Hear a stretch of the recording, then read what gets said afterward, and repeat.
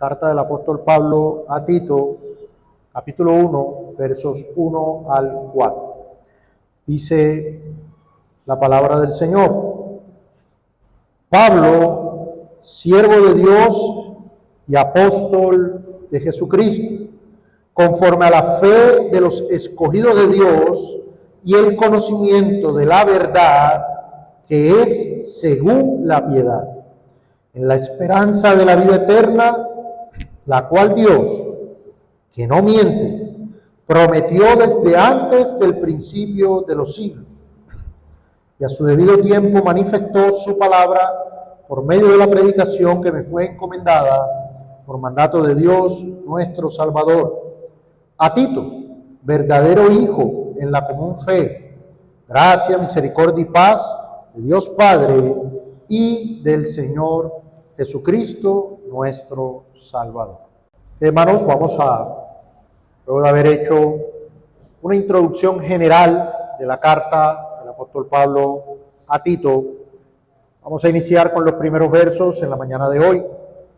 Vamos a revisar lo que se conoce en una carta comúnmente como la salutación o el saludo, que es lo que vemos en los primeros 4 versículos. Y la idea principal o la proposición que quiero traerles en esta mañana es examinar la apertura de la carta para entender quién escribe, por qué escribe y a quién se dirige. Esos van a ser básicamente los 3 encabezados que vamos a tener en esta mañana. El remitente de la carta, la razón de la carta y el receptor de la carta. Esos son 3 encabezados que veremos, y de esa manera, al estudiar estos 3 asuntos, estableceremos el marco para el estudio en adelante de esta epístola pastoral. Así que eso es lo que vamos a estar estudiando en esta mañana.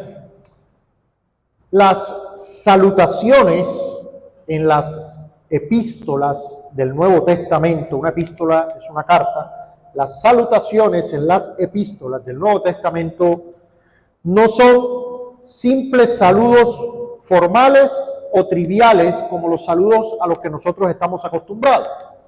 Pues ya hoy en día es muy raro que se escriba una carta física. Hoy ya tenemos el WhatsApp, ya tenemos el correo electrónico, hoy las cosas se manejan de forma distinta, pero algunos de nosotros todavía recordamos aquellos tiempos donde se escribían cartas físicas y tal vez recordamos esos sobres, ¿sí?, con bordes de colores y demás. Pero generalmente cuando nosotros le escribimos a alguien, empezamos con un saludo trivial, con un saludo formal, un saludo simplemente hola, buenos días, o a quien interese, o cómo está, etc. O sea, nosotros comenzamos con un saludo muy básico. Pero las salutaciones en las epístolas del Nuevo Testamento no eran simples saludos, ¿sí? Es decir, no eran saludos formales o triviales, sino que tenían un profundo significado. Y hablando de las epístolas cristianas, las salutaciones tenían un profundo significado teológico, ¿sí? O sea, usted va a cualquier carta del Nuevo Testamento, lee la salutación y usted puede sacar horas de sermones del mero saludo. O sea, realmente son salutaciones muy complejas y profundas. Y en el caso de las epístolas pastorales, obviamente no solo tienen significado teológico, sino también un significado pastoral.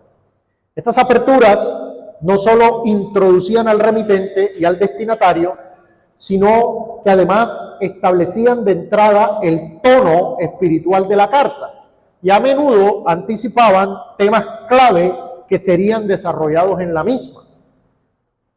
En la cultura grecorromana, las cartas tenían una estructura típica. Esa estructura era la siguiente: había un saludo, había una oración o agradecimiento, estaba el cuerpo de la carta y estaba la conclusión.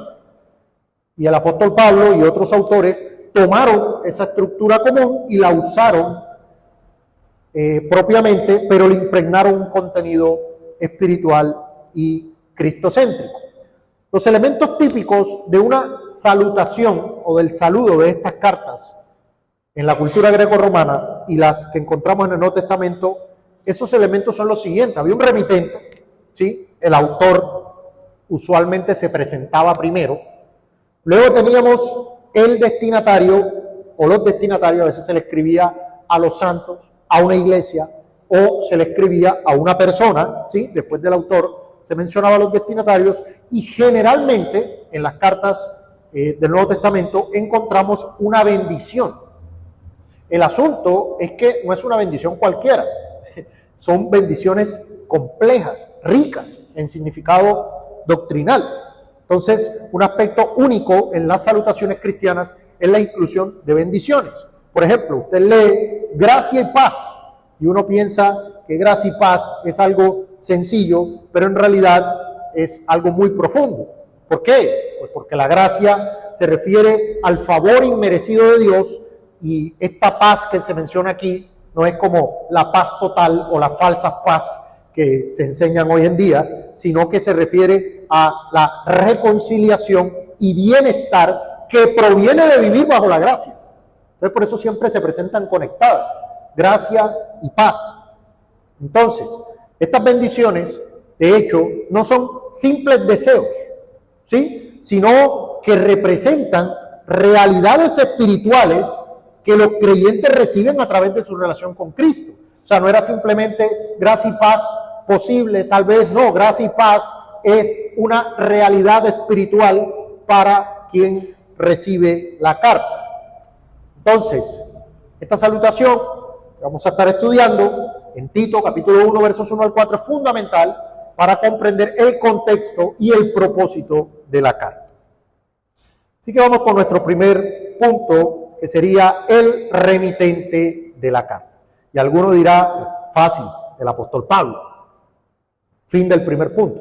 No, en realidad, como les decía, grábese que las salutaciones de las cartas en la Escritura son más complejas de lo que parecen a simple vista.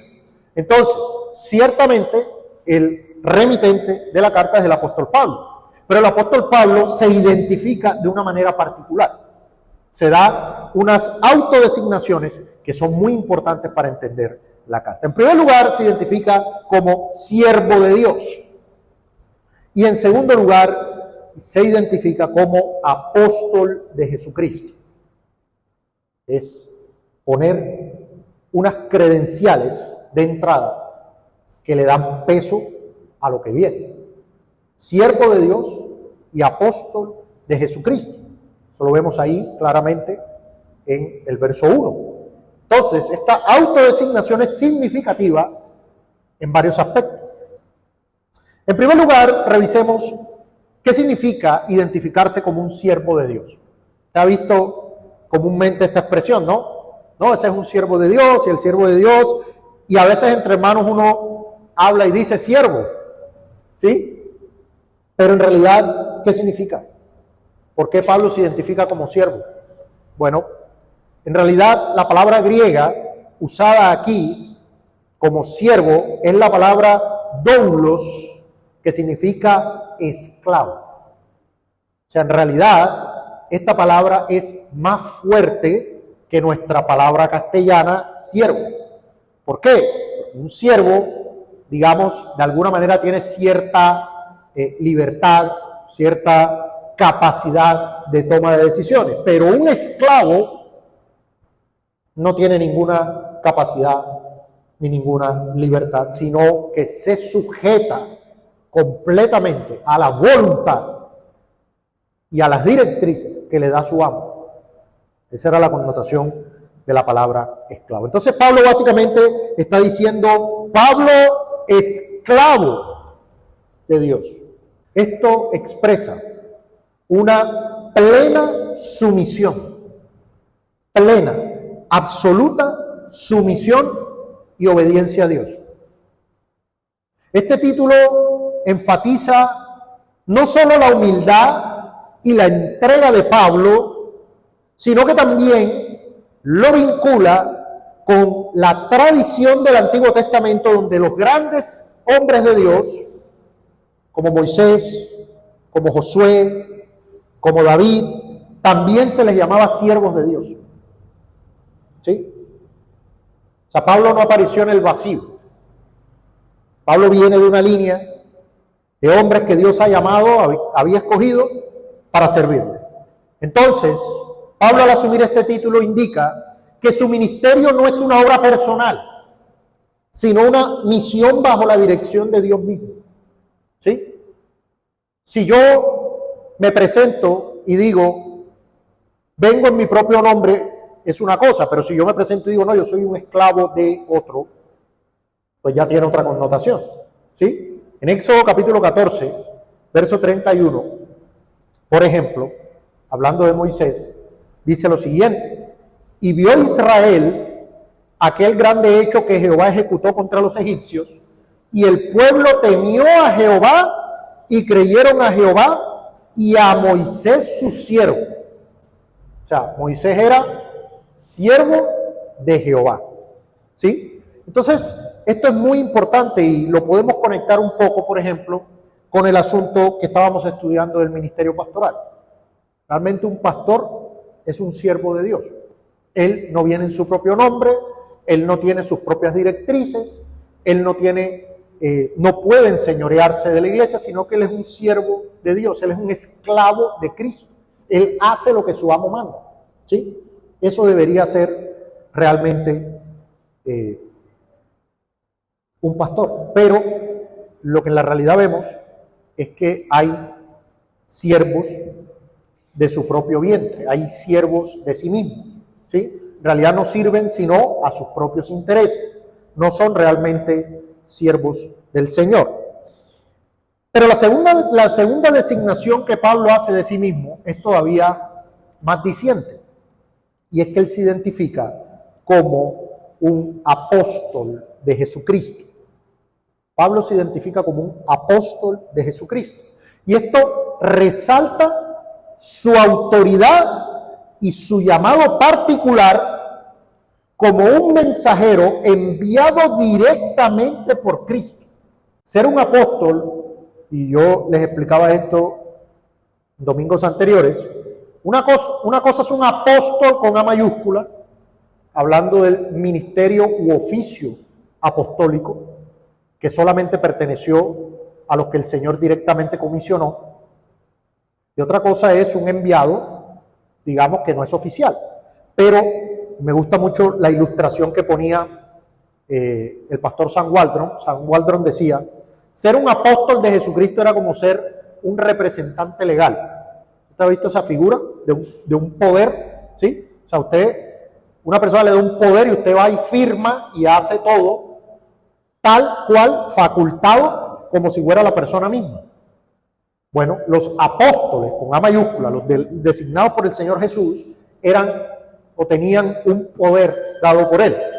O sea, realmente eran designados por Él, y por eso el Señor les dice, el que ustedes los recibe, a mí me recibe. Y el que los rechaza, pues en realidad me está rechazando a mí. En Hechos capítulo 9, verso 15, cuando Pablo es llamado por Dios, se declara que él es el instrumento escogido. Ustedes recuerdan que Dios mismo dijo que instrumento escogido me es este, ¿sí?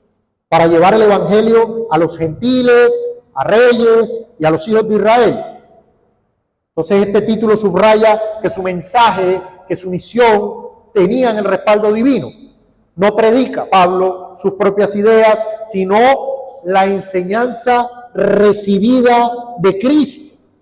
O sea, Pablo no viene con un mensaje original, no viene con un mensaje inventado por él, creado por él, sino que él enseña, predica, entrega el mensaje que ha recibido directamente del Señor Jesucristo. En Gálatas capítulo 1, vamos a Gálatas capítulo 1, versículo 11, miremos cómo el apóstol Pablo lo afirma. Gálatas capítulo 1, verso 11, dice, Gálatas 1, 11, mas os hago saber, hermanos, que el evangelio anunciado por mí no es según hombre, Pues yo ni lo recibí, ni lo aprendí de hombre alguno, sino por revelación de Jesucristo. Este era uno de los requisitos apostólicos clave, que tenías que haber recibido la comisión apostólica directamente de parte del Señor Jesucristo. Entonces, el apóstol Pablo enseñaba un mensaje que no era inventado, original, no era de él, sino que lo recibió directamente del Señor Jesucristo y lo comunica con autoridad apostólica. Es como si Cristo mismo estuviese enseñando esto. Por eso es que la iglesia se fundamenta en la doctrina apostólica. ¿Sí? Entonces, estos dos títulos, siervo y apóstol, juntos encapsulan, resumen la misión de Pablo. Es una mezcla de humildad y autoridad, ¿sí? Es paradójico. Para nosotros, humildad y autoridad es antitético. Para nosotros eso no se puede tener autoridad y ser humilde. Pero bíblicamente sí. Señor Jesucristo, Rey y Señor del universo, lavó los pies de los discípulos. Y dijo que lo hacía como ejemplo, para que ellos entendieran que debían servir. Entonces, no hay lugar para el autoritarismo en la vida cristiana. ¿Sí? Sea donde sea que estemos, que el Señor nos haya puesto, así tengamos una autoridad legítima. Sea un pastor, sea un esposo, sea padre o madre sobre sus hijos, la autoridad que tengamos no puede ser una autoridad sin humildad, no puede ser una autoridad orgullosa, una autoridad mal aplicada. Bíblicamente debemos ser siervos, debemos ser humildes, servidores de Dios, bajo la completa dirección del Señor. Ahora bien, Pablo era un servidor de Dios, pero también era enviado con el respaldo y el poder del mensaje de Jesucristo. Ambas realidades estaban ahí, siervo y apóstol. Siervo y apóstol. Y hay una serie de implicaciones importantes al comprender esta autodesignación de Pablo como siervo y apóstol. En primer lugar, que Pablo diga que es apóstol implica una autoridad divina del mensaje. O sea, de aquí en adelante ya usted sabe que lo que viene es autoridad divina. Viene de parte de Dios y debe ser creído y obedecido. Pablo no habla por cuenta propia, su mensaje tiene autoridad divina, fue comisionado directamente por el Señor Jesucristo. Así que las instrucciones y las exhortaciones de esta carta tienen el peso y el respaldo de Dios. Hermanos, no son consejos. No es si quieren lo hacen y si no quieren no lo hacen. No, son mandatos. Y este es el problema con algunas iglesias, algunas personas que no entienden esto, no entienden que Pablo habla con autoridad apostólica y piensan que Pablo se lo está inventando o que es producto de su cultura.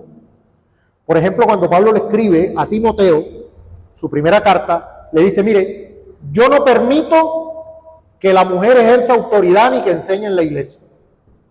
Entonces, cuando muchos leen eso, dicen, pero ese es Pablo. Y Pablo, a fin de cuentas, es un hombre. Y como hombre, es esclavo de su cultura, del machismo reinante, del patriarcado sin oposición que existía en ese momento.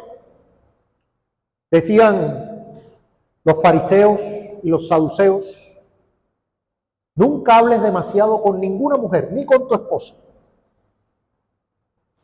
A la mujer está prohibido enseñarle la palabra. La mujer no es muy diferente de un mueble. Cosas como esas. Entonces las personas dicen, porque Pablo afirma, no permito, entonces ellos dicen, ¿sí ves? Eso es una opinión personal de Pablo. Pero no se van al capítulo 1, al versículo 1, a la salutación. Porque Pablo y Tito tenían una relación muy cercana. Pablo y Timoteo también tenían una relación muy cercana, pero Pablo no saluda a Timoteo conforme a la cercana relación que tenían solamente, sino que le dice: yo, Pablo, apóstol de Jesucristo. Está diciendo que lo que viene es autoritativo a nivel doctrinal. Por eso de ahí en adelante todo lo demás lo gobierna la salutación. Si Pablo dice, Pablo, apóstol de Jesucristo, ya usted sabe que lo que viene son instrucciones con carácter autoritativo y no consejos u opiniones. Eso es muy importante. Muy importante. Entonces, bueno, vamos a ver si hacemos las cosas como dice esa carta o las hacemos de otra manera. Hacerla de otra manera es decirle en la cara al Señor Jesucristo: tú no eres el rey de la iglesia, no eres cabeza de la iglesia, nosotros tenemos otra forma. Entonces, hermanos, esto es importante. La carta tiene el peso y el respaldo de la autoridad de Cristo. Al identificar a Pablo como apóstol, entendemos que la enseñanza está alineada también con el resto de la enseñanza apostólica más amplia de la iglesia, y que la carta es parte del conjunto doctrinal que forma la base del cristianismo. Es decir, todo lo que se va a explicar aquí hace parte del cuerpo doctrinal, el depósito de la fe que hemos recibido. ¿Sí? Otra implicación de que Pablo se identifique como apóstol es que podemos entender que Pablo tiene la misión de establecer y supervisar las iglesias, incluyendo las iglesias en Creta. Entonces esta carta no es solamente un consejo personal a Tito, sino instrucción autoritativa para estructurar la iglesia. Esto es importante. Si Pablo es apóstol y le da instrucciones a Tito de cómo organizar la iglesia, entonces eso es autoritativo para organizar la iglesia. Es decir, no podemos hacerle el quite a las enseñanzas de la carta, y es lo que muchos hacen. No, que es machismo, no, que es el patriarcado, no, que es esto, no, que era cultural, no, que... Hay unos que se van a peor, no, eso no estaba ahí. Es un agregado, un añadido tardío. ¿Sí? No hay manera de hacerle el quite, son instrucciones. Ustedes recordarán una vez que Pablo tuvo que decirle a la iglesia: mira, si alguno se cree espiritual, esa sería una buena exhortación hoy para muchos y para muchas iglesias. ¿Ustedes creen que son espirituales? Ustedes reconozcan que lo que está aquí es mandato de Dios. Es autoridad apostólica. Hagan las cosas conforme dice la Escritura. Otra cosa, otra implicación que podemos ver del hecho de que Pablo se identifique como apóstol, es que recalca que todo el propósito de la carta está enraizado en la misión redentora de Cristo. Hermanos, Cristo comisionó a Pablo para proclamar las buenas nuevas de salvación, establecer iglesias y ordenar a líderes comprometidos con la obra del Evangelio. ¿Usted está entendiendo lo que esto significa? Esto significa que el Evangelio dado por el Señor Jesucristo a Pablo tiene implicaciones prácticas y tiene instrucciones y mandatos. Esto es importante. ¿Por qué? Porque muchos piensan que lo único que importa es predicar el Evangelio, que los hombres sean salvos y punto.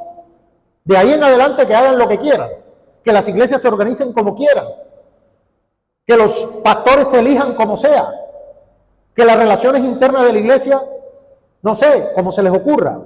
Pero lo que está pasando aquí es que Pablo está diciendo: yo soy apóstol, me ha sido encomendado el Evangelio directamente por revelación de Cristo, yo comunico ese Evangelio y ese Evangelio trae mandatos. Es clave, hermanos, clave entender esto. Cuando la iglesia hace un proceso de ordenación a un pastor, a un oficial, está actuando de conformidad al Evangelio de Cristo. Que muchos desligan el Evangelio del resto de la palabra de Dios, cuando en realidad todos los mandatos, instrucciones, ordenanzas y cosas que se hacen en la iglesia y fuera de ella, en la vida cristiana, tienen un fundamento y una raíz en el Evangelio. Cuando una iglesia anda en desorden, sin oficiales, sin pastores, sin liderazgo, decían por ejemplo, el pastor Benjamin Keach, bautista particular, decía, esa iglesia están dando o no están dando conforme al mandato del Evangelio. ¿Sí entiende? Entonces uno dice, ¿cómo así que no están dando bajo el mandato del Evangelio si están predicando el Evangelio? No están dando conforme al mandato del Evangelio. Porque el mandato del Evangelio implica el orden de la iglesia. Entonces, es importante. La autoridad apostólica de Pablo legitima y da peso a todas las tareas encomendadas a Tito en esta carta. Esto se hace así, esto se hace así, esto se hace así. ¿Y quién lo dice? Cristo mismo. Porque Pablo dice, yo soy apóstol de Jesucristo. Tengo un poder firmado. Ahora bien, como una aplicación rápida para nosotros, podemos entender lo siguiente. ¿Quién podría decir hoy que tiene una autoridad mayor que la de Pablo? Pablo era apóstol. ¿Quién en la iglesia local, quién de nosotros podría decir, no, yo tengo más autoridad que Pablo? Nadie. Pero Pablo se identifica como un siervo. Pablo se identifica como un siervo. Hermanos, al igual que él, somos siervos de Dios llamados a llevar la verdad a otros. No tenemos el llamado oficial apostólico de él, pero sí estamos llamados a la humildad y al servicio abnegado a Cristo. No hay lugar para el orgullo en el pueblo de Dios. Es un pecado. Los ojos altivos son un pecado. No, yo allá a la casa de ese hermano no voy, no, yo eso no lo hago, no, yo esto. Hermano, Pablo mismo dice, yo soy siervo, soy esclavo. No hay lugar para el orgullo, hermano, entre nosotros. Es un pecado que debemos mortificar. Ahora bien, ser un esclavo de Cristo, ser un siervo de Dios, implica agradar a Dios antes que a los hombres. ¿Usted quiere ser un siervo de Dios? ¿Tú quieres agradar a Dios y decir, yo soy un siervo de Dios? Pablo dijo, ¿busco ahora el favor de los hombres o el de Dios?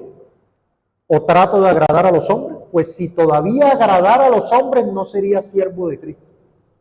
O sea, si usted quiere ser un siervo de Dios, usted tiene que servir a Dios antes que a los hombres.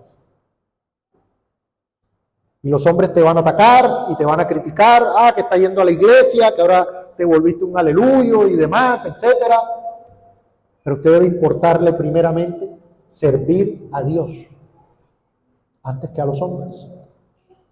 Como segundo punto tenemos la razón de la carta. ¿Por qué Pablo escribe? ¿Por qué Pablo escribe? Y nosotros podemos ver en nuestro texto lo siguiente. Dice, conforme a la fe de los escogidos de Dios y el conocimiento de la verdad que es según la piedad, en la esperanza de la vida eterna, la cual Dios que no miente prometió desde antes del principio de los siglos, y a su debido tiempo manifestó su palabra por medio de la predicación que me fue encomendada por mandato de Dios nuestro Salvador. Originalmente, en este texto se da la idea, aquí en versículo 1, de cuando leemos aquí conforme a la fe de los escogidos de Dios, se da la idea de fortalecer la fe de los escogidos de Dios. En realidad, Pablo escribe esta carta para fortalecer la fe de los creyentes, pero también para dar instrucción adecuada para la iglesia. Fortalecer la fe de los escogidos de Dios y aumentar su conocimiento de la verdad que conduce a la piedad. Hermanos, el apóstol está profundamente comprometido con el crecimiento espiritual de los creyentes, pero reconociendo que una fe genuina debe ser cultivada continuamente y que da como resultado la piedad práctica. Eso lo vemos aquí en el texto. Ahora, hay una expresión clave y es los escogidos de Dios. Hay muchas personas que quisieran eliminar de la Biblia la palabra escogidos. De hecho, el pastor Charles Spurgeon decía: puedes decir lo que quieras de la palabra escogidos, pero lo único que no puedes hacer es quitarla de la Biblia. Porque ahí está. Pablo habla de los escogidos de Dios. ¿Y qué es este asunto de los escogidos de Dios?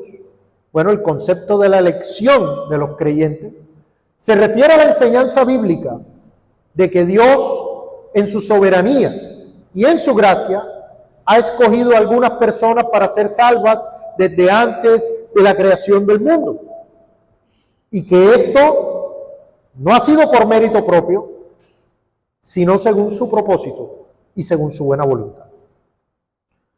Y esto no solo lo encontramos en este texto. Hay otros textos que hablan de esto, siendo tal vez el más conocido el de Efesios capítulo 1, verso 4, que dice: según nos escogió, ¿sí?, en Él, en Cristo, antes de la fundación del mundo, para que fuésemos santos y sin mancha delante de Él, en amor, habiéndonos predestinados para ser adoptados hijos suyos por medio de Jesucristo, según el puro afecto de su voluntad. Decía un pastor: porque le dio la gana. Suena duro. Según el puro afecto de su voluntad. Porque quiso. Porque le dio la gana. Ahora bien, esto no habla de una arbitrariedad pecaminosa, como muchos quieren ponerlo, sino que habla de una soberanía santa. Y es distinto. Entonces, aquí viene un asunto importante, y que es lo que vemos aquí en la salutación. Este acto de elección tiene un objetivo. ¿Cuál es el objetivo? La transformación de los escogidos, llevándolos a la santidad y a la conformidad con Cristo. Esta no es una elección simplemente para dejar al pecador en su pecado, o para dejar que el pecador se siga hundiendo cada día más. Esta es una elección que tiene un propósito, y es transformar al escogido, al receptor de esa salvación, en conformidad a Cristo. En Romanos capítulo 8, verso 29 dice: a los que antes conoció, también los predestinó para que fuesen hechos conformes a la imagen de su Hijo. O sea que la elección tiene un propósito, y un propósito claro. ¿Cuál es ese propósito? La santificación de los creyentes. De hecho, el apóstol Pedro, en su primera carta, en capítulo 2, verso 9, se refiere a los creyentes como linaje escogido. Usted por donde mire, usted encuentra que Dios escogió a su pueblo. Pero hoy en día muchos piensan que los hombres pueden escoger a su esposa, pero que Cristo no pudo escoger a la suya. Eso es lo que muchos piensan hoy. No, Cristo no pudo escoger a su esposa, ¿sí? Ahora, ¿qué quiere decir entonces que la elección tiene como propósito la santificación? Hermano, que la salvación de los escogidos de Dios es tanto un privilegio como una responsabilidad. Es un privilegio que trae consigo la responsabilidad de vivir para proclamar las virtudes de aquel que los llamó, de aquel que los escogió. Así que la elección de Dios no es solo un acto de gracia, sino que también es un llamado a una vida de piedad, a una vida de santidad. Y aquí es donde viene una frase clave, sobre todo para nosotros, hermanos, en la Reforma. Pablo subraya la conexión entre la verdad y la piedad. Mírelo en el texto. Mírelo en el texto. No solo mírelo. Apréndaselo. Interiorícelo, hermano. Si usted es reformado más, Pablo dice: el conocimiento de la verdad que es según la piedad. ¿Qué significa? Que no puede haber una verdadera transformación sin un conocimiento adecuado de la verdad del Evangelio, pero que la sana doctrina no es simplemente teoría, sino que debe manifestarse en una vida piadosa y transformada.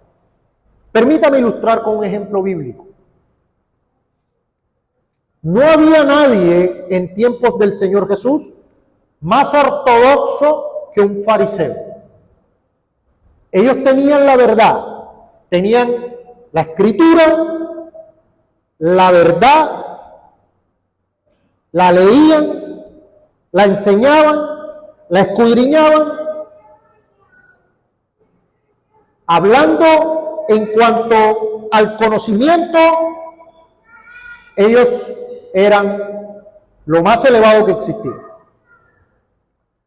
¿Pero qué problema tenían? Que no tenían fruto. Tenían el conocimiento, pero no la aplicación. Y eso es lo que Juan el Bautista denuncia. Cuando ellos llegan al bautismo de Juan, Juan no les dice, ahí vienen las eminencias del conocimiento bíblico. Ahí vienen los doctores de la ley. Ahí vienen los magísteres en divinidades, los graduados del seminario teológico. 5 años estudiando. Se leyeron toda la sistemática de Babin y se leyeron toda la sistemática de Berkhoff y tienen un montón de conocimiento.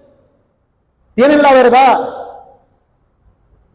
Son reformados. Juan el Bautista dice, generación de víboras. ¿Y por qué les dice generación de víboras?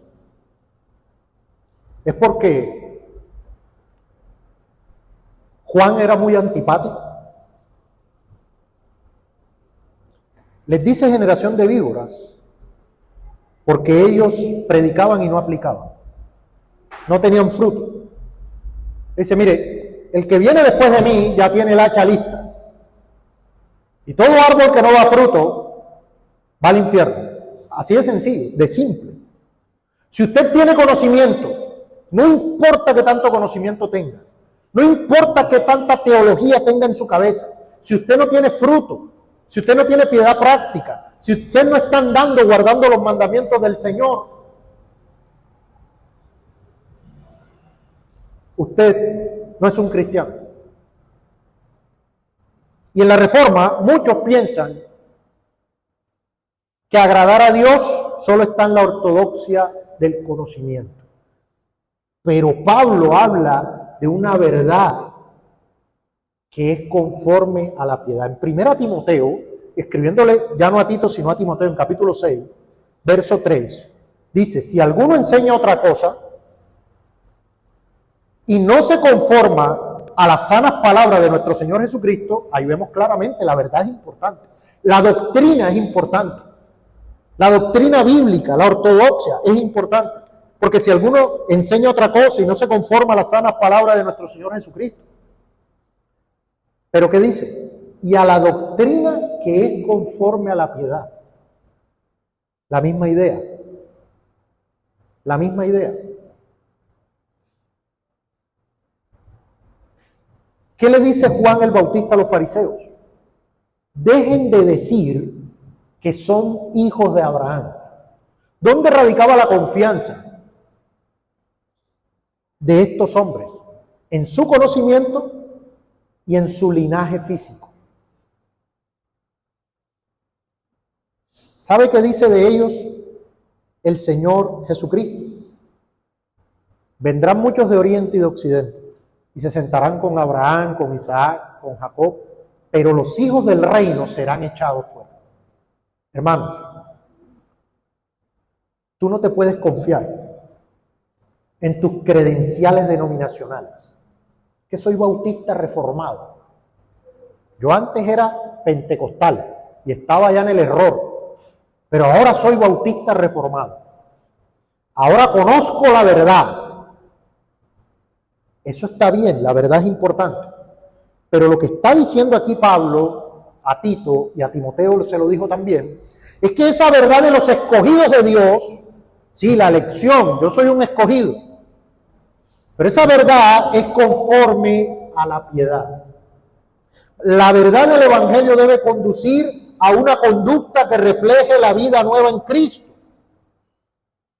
mostrando cómo la enseñanza correcta moldea el carácter y desemboca en una piedad práctica.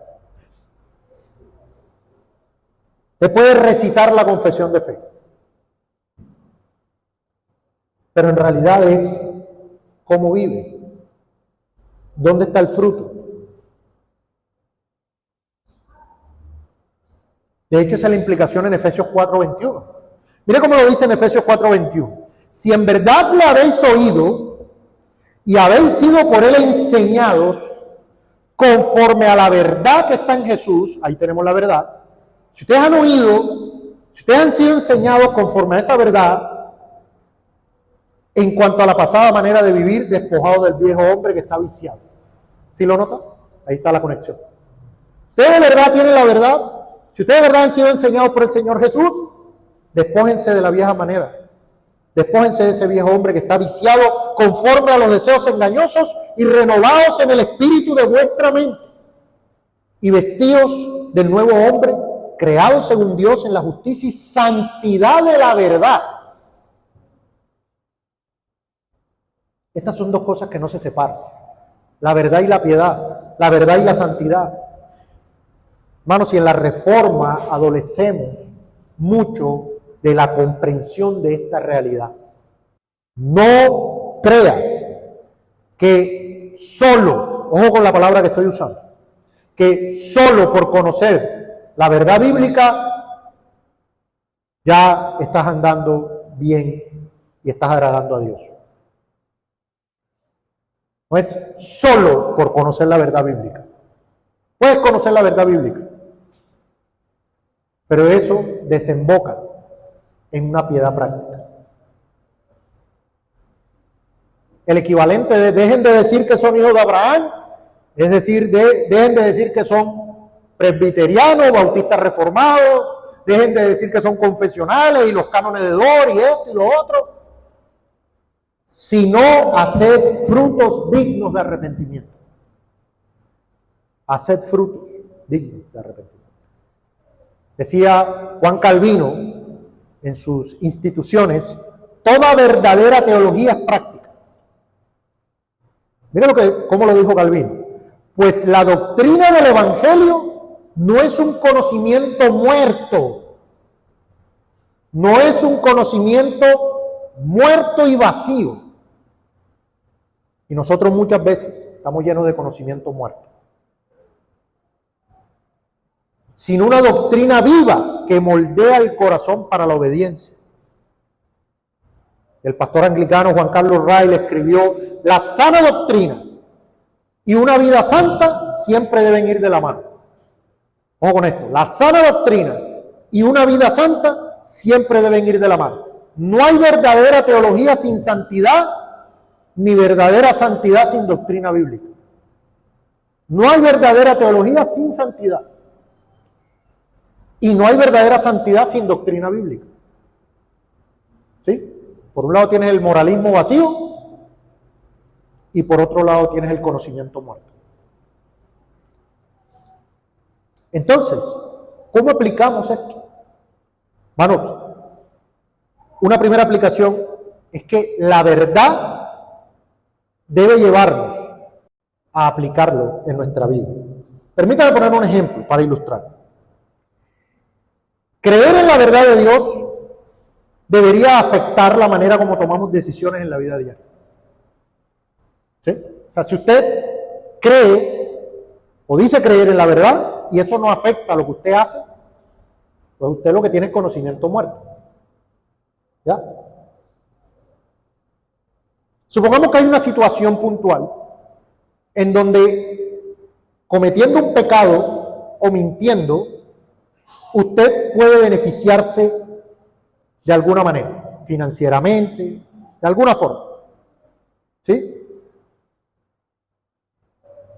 El conocimiento de que los labios mentirosos son abominación a Jehová, como dice en Proverbios 12:22, debería llevarlo a usted a decir, no puedo porque me toca mentir. ¿Sí lo nota? La verdad es conforme a la piedad. Si usted es tentado en su vida diaria, en el ámbito sexual, y usted tiene la verdad de que a los adúlteros y a los fornicarios los juzgará Dios, y que cada uno de vosotros sepa tener su propia esposa en santidad y honor, ¿usted qué va a hacer? No debo ceder ante esa tentación. ¿Debo orar? ¿Debo buscar al Señor? ¿Buscar la Escritura? No. Entonces, la verdad debe llevarlo a la práctica. Si, por ejemplo, usted conoce la verdad del inmenso perdón que ha recibido de parte de Dios en Cristo, ¿qué debería hacer cuando alguien lo ofende? Debería perdonarlo. Y perdonarlo de corazón. Pero si usted se niega a perdonar, usted no está viviendo en la verdad que es conforme a la piedad. Usted tiene la verdad, tiene el conocimiento, ¿no? Sí, yo sé que Dios me perdonó. Yo sé que Dios en Cristo limpió mis pecados, pero es que esa ofensa, eso es demasiado, yo eso no lo puedo perdonar. No, ¿cómo así? No es que yo nunca le he hecho algo parecido como para que me lo vengan a hacer a mí. ¿De qué le sirve la verdad? ¿De qué le sirve la verdad de que Dios es misericordioso, que es un Dios de gracia, que es perdonador? ¿De qué le sirve si usted no perdona? ¿De qué le sirve a usted tener la verdad, la gloriosa verdad del decreto de Dios que ha determinado y establecido todas las cosas que pasan y que ni un pajarillo cae sin vuestro Padre? ¿De qué le sirve a usted saber eso si se llena de ansiedad, de miedo y de temor todos los días porque mañana va a pasar esto y después va a pasar aquello y en el futuro? ¿Y qué voy a comer y qué voy a vestir? ¿De qué le sirve tener esa verdad? ¿De qué le sirve tener la verdad de que Dios ha dicho, mía es la venganza, yo daré el pago? Y usted va y se venga de los que le hacen mal. ¿De qué le sirve la verdad? De que ninguna palabra corrompida salga de vuestra boca, sino la que sea buena para la necesaria edificación, si usted se la pasa chismeando, insultando y blasfemando. ¿De qué le sirve saber en su cabeza esa verdad? La verdad es conforme a la piedad. Hermanos, permítame ilustrar este asunto. Usted está en un lugar oscuro, oscuro, oscuro.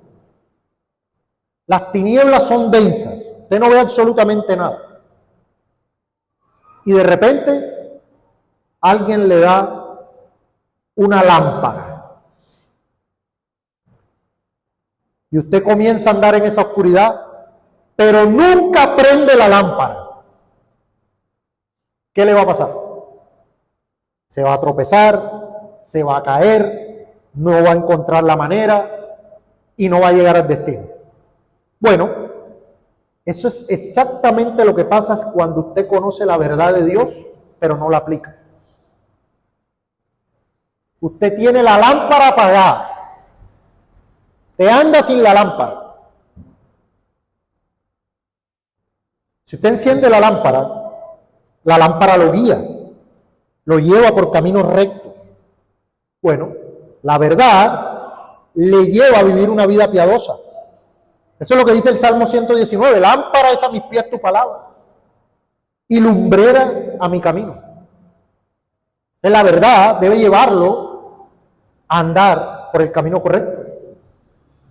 Pero también el texto en versículo 2 habla de la esperanza de la vida eterna, la cual Dios, que no miente, prometió desde antes del principio de los siglos.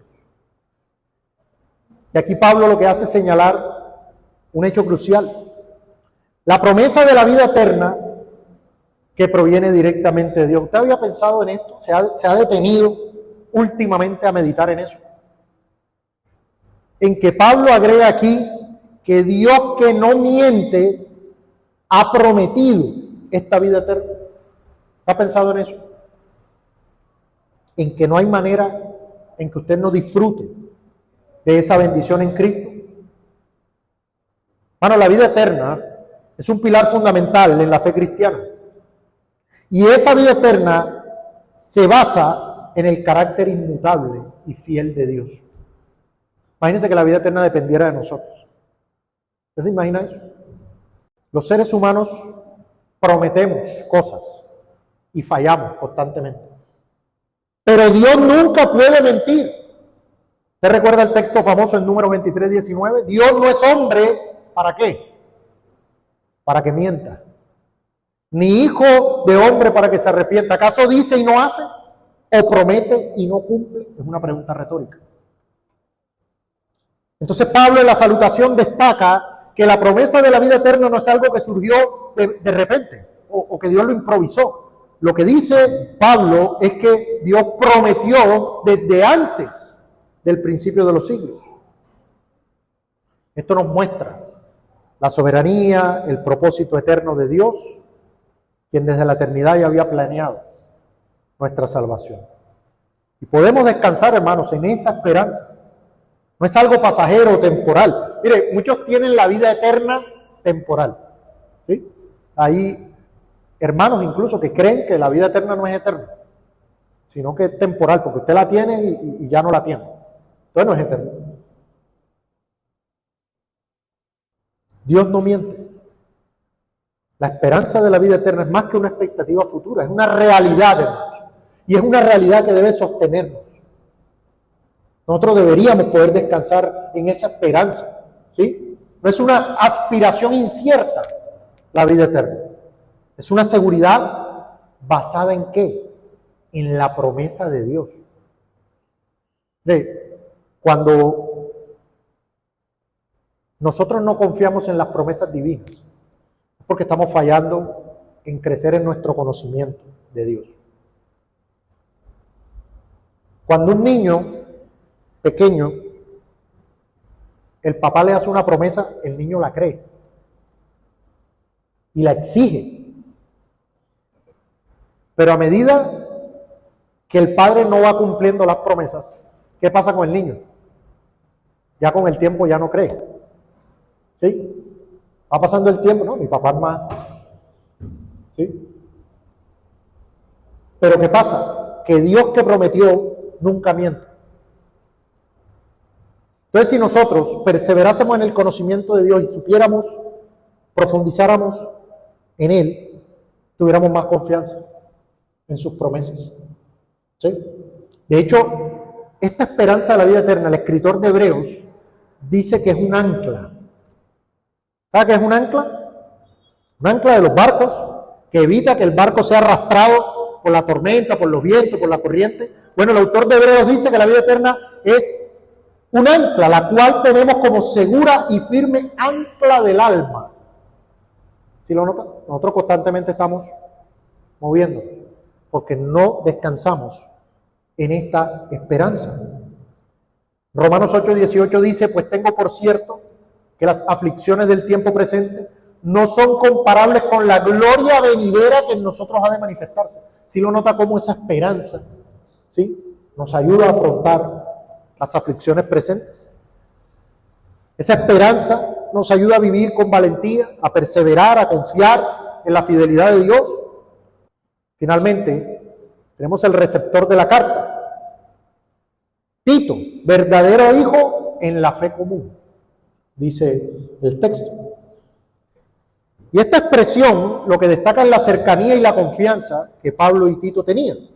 Tito no solo era un colaborador, sino alguien en quien Pablo veía una continuidad de su propio ministerio. Ahora, hay algo interesante, hermanos, que debemos ver aquí. Y es que, al parecer, Tito tenía una personalidad más firme que Timoteo, por ejemplo. Porque a Tito se le dan tareas más difíciles. Y además, usted no se encuentra exhortaciones como la que se le hizo a Timoteo. Que nadie tenga en poco tu juventud. ¿Sí? Entonces, Pablo se refiere a Tito como su verdadero hijo en la fe común, lo que subraya la autenticidad de la conversión y del compromiso con el evangelio que tenía Tito. Ahora bien, hay que entender algo. Esta expresión hijo en la fe no se refiere, ¿sí?, a un lazo biológico. O sea, no quiere decir que Pablo es el papá de Tito. Cuando se habla de hijo en la fe, básicamente lo que se está diciendo es que es muy probable que Tito haya sido convertido por la predicación de Pablo. Entonces Pablo utiliza expresiones como yo os engendré, por ejemplo, ¿sí? Entonces, Pablo concluye su saludo con la bendición gracia y paz, proveniente de Dios el Padre y de Jesucristo nuestro Salvador. Bueno, este saludo refleja el corazón del Evangelio. Este saludo refleja el corazón del Evangelio. La gracia salvadora que trae paz con Dios y entre los hermanos en Cristo. Al referirse a Jesús como nuestro Salvador, Pablo refuerza el tema central de la carta, y es que la obra de Cristo transforma vidas y esa transformación se refleja en una vida piadosa y el buen liderazgo dentro de la iglesia. De gracia y paz. Es más, solo la expresión paz ya tiene una profundidad teológica tremenda. ¿Recuerda cuando se le apareció el Señor Jesús por primera vez a los apóstoles? Paz a vosotros. ¿No dice, bueno? ¿Sí? Algo efímero, algo casual. No. Entonces, ¿quién es el receptor de esta carta? Tito. Pero en última instancia, hermanos, los receptores de esta carta somos nosotros. Tito es el primario. Pero el Espíritu Santo que inspiró esta carta también tenía en su omnisciencia que nosotros íbamos a leerla, que íbamos a estudiarla y que de esa manera Dios iba a continuar haciendo su obra en la iglesia. Nosotros, al igual que Tito, estamos llamados a vivir en fidelidad a la misión que se nos ha dado, a atender las instrucciones que Dios nos da en esta carta y a cumplir lo que tengamos que hacer en la iglesia y también hacia afuera. Si a Tito se le encomendó organizar, corregir y fortalecer las iglesias en Creta, estas instrucciones son importantes para que nosotros organicemos, corrijamos y fortalezcamos nuestra iglesia. Dios nos ha dado una misión, ser luz, ser sal en el mundo, llevar la verdad de Cristo, el Evangelio.